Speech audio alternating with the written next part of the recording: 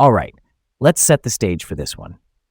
Today in Portland, the question on a lot of minds is simple but huge.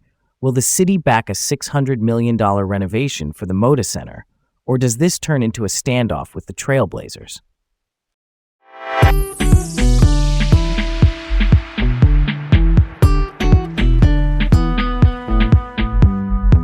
Hi, I'm Leah.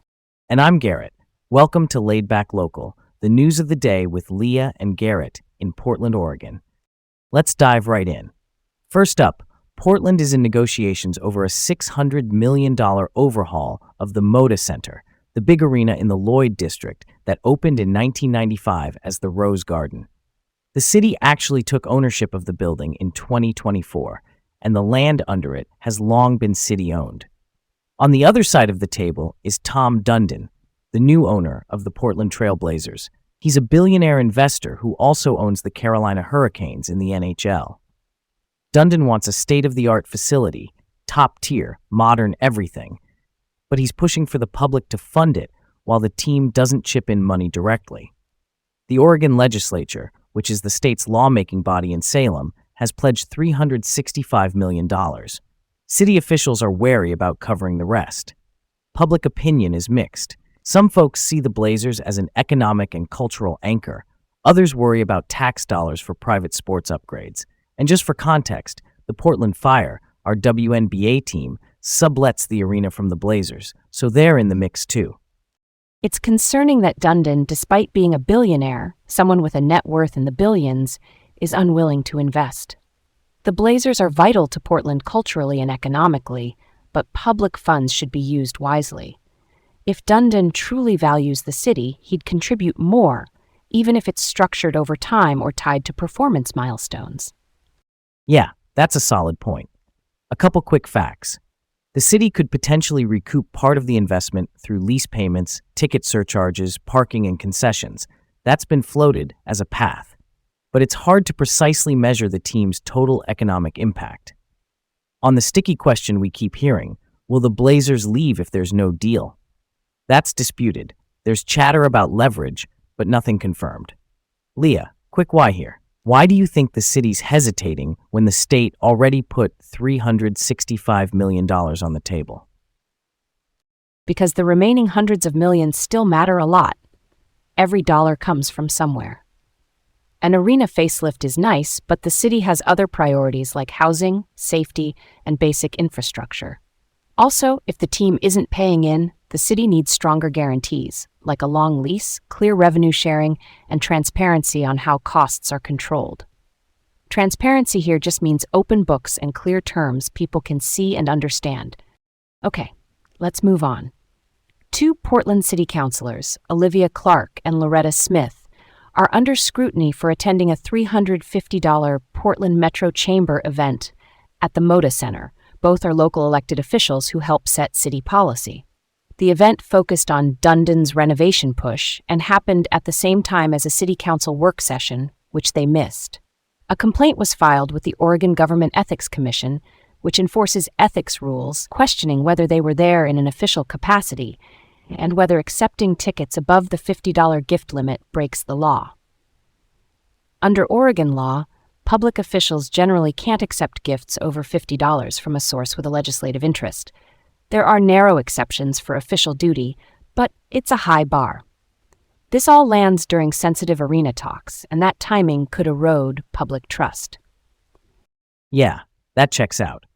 The $350 ticket is way over the $50 cap, and the optics are rough. Optics meaning how it looks to the public. When you're in the middle of a big money negotiation, every move gets extra attention. Transparency is key here. Show the invites, who paid, and why it met the rules, if it did. Next up, that very Metro Chamber event, the local business organization's big annual meeting and fundraiser, featured Dundon on stage. We basically had a split screen. Inside, talk of investments and amenities. Outside, protesters rally against using taxpayer money for private arena renovations. Subsidy, meaning public financial support. And those same ethics questions hovered over which officials attended and on what terms. Public sentiment is clearly mixed. It's telling that folks joked the highlight was the catering, while protesters made noise outside. Public funds for private projects need careful consideration, line by line. What's the benefit? What's the give back? And what's the fallback plan if projections miss? Here's where it gets really interesting. If the team wants premium upgrades that mainly boost their private revenue, like luxury suites, the public will ask why they should cover that. That's a thread worth pulling on. Switching gears just a little, Mayor Keith Wilson is facing backlash for calling Edon Krolowicz a tech bro in a newsletter. Wilson is Portland's mayor. Krolowicz is a local data analyst and Blazers fan who runs Rip City Not Rip Off, a website that digs into the numbers and terms of arena deals nationwide and compares them to Portland. He's been pushing for a transparent, fair lease and renovation plan. The mayor's tone, plus how he framed their email exchange, drew criticism from some councilors and community members who want more openness, not name-calling. Dismissing critics doesn't help the situation. If anything, Krolowicz's spreadsheets and comparisons are exactly the kind of daylight the public needs. Transparency again. Clear costs, clear benefits, and clear responsibilities. People just want to know where their money is going and what they get back, right? On to the next thing. Portland's Community Board for Police Accountability, the independent oversight board voters approved back in 2020 to monitor the Portland Police Bureau, is warning that a proposed budget ordinance at City Hall could weaken the new accountability system. An ordinance is a local law. The idea on the table would allow shifting money out of the accountability office to help other departments avoid cuts by using contingency funds, basically the rainy day pool. Board members say moving their funds might violate the city charter, which is the city's foundational rulebook, and it risks undercutting independence before the system is fully trusted by the public. This is a serious concern. The whole point of an independent oversight board is that it stands apart from normal pressure and politics. Any move that chips away at its budget or independence should get real scrutiny. Quick why? Why reach for those contingency funds in the first place? City leaders say they want to prevent job cuts citywide and manage tight finances. That's understandable, but once you set a precedent of pulling from an independent watchdog, it's hard to unring that bell.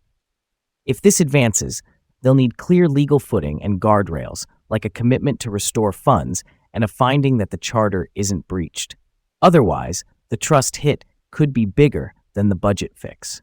Thanks for tuning in to Laid Back Local, the news of the day with Leah and Garrett right here in Portland. Have a great day and join us again tomorrow.